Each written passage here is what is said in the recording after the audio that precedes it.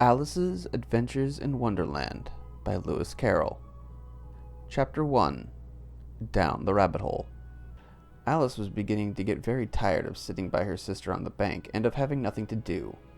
Once or twice she had peeped into the book her sister was reading, but it had no pictures or conversations in it. "And what is the use of a book," thought Alice, "without pictures or conversations?" So she was considering in her own mind, as well as she could, for the day had made her feel very sleepy and stupid, whether the pleasure of making a daisy chain would be worth the trouble of getting up and picking the daisies, when suddenly a white rabbit with pink eyes ran close by her.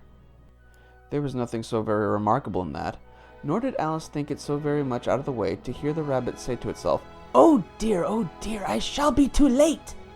But when the rabbit actually took a watch out of its waistcoat pocket and looked at it and then hurried on, Alice started to her feet, for it flashed across her mind that she had never before seen a rabbit with either a waistcoat pocket or a watch to take it out of it, and, burning with curiosity, she ran across the field after it, and was just in time to see it pop down a large rabbit hole under a hedge. In another moment, down went Alice after it. The rabbit hole went straight on like a tunnel for some way, and then dipped suddenly down, so suddenly that Alice had not a moment to think about stopping herself before she found herself falling down what seemed to be a very deep well.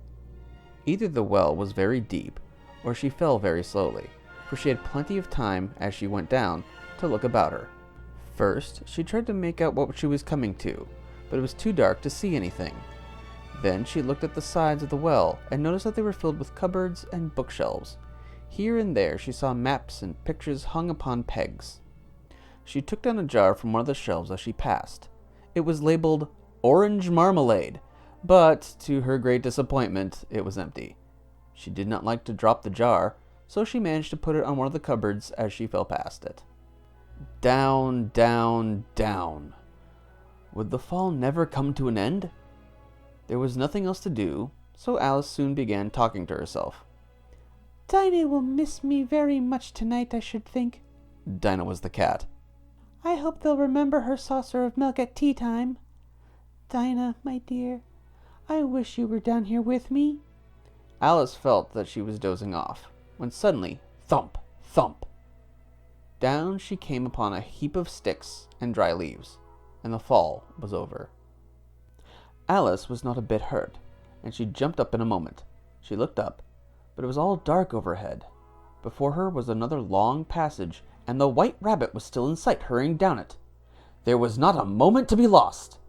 Away went Alice, like the wind, just in time to hear it say as it turned the corner, "Oh, my ears and whiskers, how late it's getting!" She was close behind it when she turned the corner, but the rabbit was no longer to be seen. She found herself in a long, low hall, which was lit up by a row of lamps hanging from the roof. There were doors all around the hall, but they were all locked, and when Alice had been all the way down one side and up the other, trying every door, she walked sadly down the middle, wondering how she was ever going to get out again. Suddenly she came upon a little table, all made of solid glass. There was nothing on it but a tiny golden key, and Alice's first idea was that this might belong to one of the doors in the hall. But, alas! Either the locks were too large or the key was too small, but at any rate, it would not open any of them. However, on the second time round, she came upon a low curtain she had not noticed before, and behind it was a little door about 15 inches high.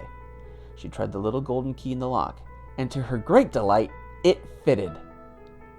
Alice opened the door and found that it led into a small passage not much larger than a rat hole. She knelt down and looked along the passage into the loveliest garden you ever saw. How she longed to get out of that dark hall and wander among those beds of bright flowers and those cool fountains, but she could not even get her head through the doorway. "Oh," said Alice, "how I wish I could shut up like a telescope. I think I could, if I only knew how to begin."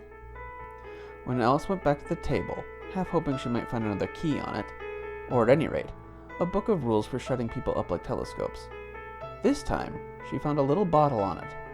"Which certainly was not here before," said Alice. And tied around the neck of the bottle was a paper label with the words "Drink Me" beautifully printed on it in large letters. No, I'll look first, she said, and see whether it's marked poison or not. For she had never forgotten that, if you drink from a bottle marked poison, it is almost certain to disagree with you sooner or later. However, this bottle was not marked poison, so Alice ventured to taste it, and, finding it very nice, it had sort of a mixed flavor of cherry tart, custard, pineapple, roast turkey, toffee, and hot buttered toast. She very soon finished it off. What a curious feeling, said Alice. I must be shutting up like a telescope. And so it was indeed. She was now only 10 inches high, and her face brightened up at the thought that she was now the right size for going through that little door into that lovely garden. After a while, finding that nothing more happened, she decided on going into the garden at once. But alas for poor Alice! When she got to the door, she found that she had forgotten the little golden key, and when she went back to the table for it, she found she could not possibly reach it. She could see it quite plainly through the glass, and she tried her best to climb up one of the legs of the table, but it was too slippery, and when she had tired herself out with trying, the poor little thing sat down and cried. Come, there's no use crying like that, said Alice to herself rather sharply. I advise you to leave off this minute. She generally gave herself very good advice, though she very seldom followed it, and sometimes she scolded herself so severely as to bring tears into her eyes. Soon her eye fell on a little glass box that was lying under the table. She opened it and found in it a very small cake, on which the words "Eat me" were beautifully marked in currants. Well, I'll eat it, said Alice. And if it makes me grow larger, I can reach the key. And if it makes me grow smaller, I can creep under the door. So either way, I'll get into the garden, and I don't care which happens. She ate a little bit and anxiously said to herself, Which way, which way? Holding her hand on top of her head to feel which way she was growing, and she was quite surprised to find that she remained the same size. So she set to work, and very soon finished off the cake.